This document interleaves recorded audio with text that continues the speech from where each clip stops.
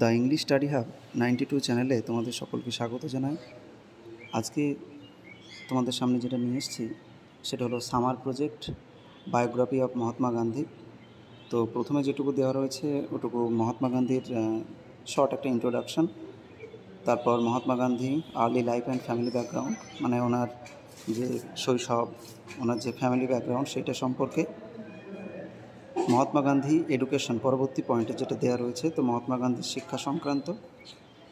আচ্ছা, of to London, তারপর উনি লন্ডনে গিয়েছিলেন, সেখানে গিয়ে কলেজের যে শিক্ষা গ্রহণ করেছিলেন সেই সব সম্পর্কে এখানে দেওয়া রয়েছে।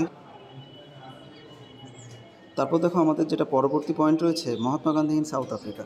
তো মহাত্মা গান্ধী সাউথ আফ্রিকায় গিয়েছিলেন, সেখানে যে কৃষ্ণাঙ্গ মানুষ আছে তাদের মুক্তির জন্য তিনি অনেক কিছু করেছিলেন, যেটা মহাত্মা গান্ধীকে পুরো অল ওভার ওয়ার্ল্ডে বিখ্যাত করে তুলেছিল আর কি।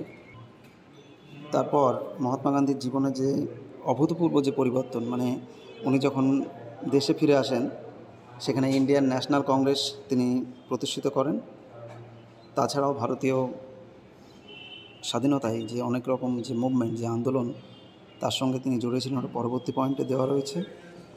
আচ্ছা, তাছাড়াও যেটা রয়েছে গান্ধী আরউইন প্যাক্ট, মানে সত্যাগ্রহ, উনি একজন অহিংস লোক ছিলেন, সেটা সম্পর্কে বলা আছে।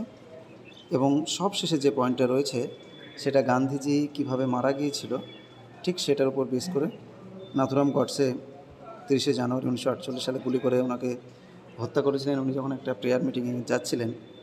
তোমাদের বইতে যেটা দেওয়া রয়েছে দ্য পাসিং অ্যাওয়ে অফ বাপু, তো সেটাতে তোমরা জানো যে কীভাবে গান্ধীজি মারা যাওয়ার পর যে প্রভাব বিস্তার হয়েছিল, তো সেটা ওখানে ছোটো করে দেওয়া রয়েছে।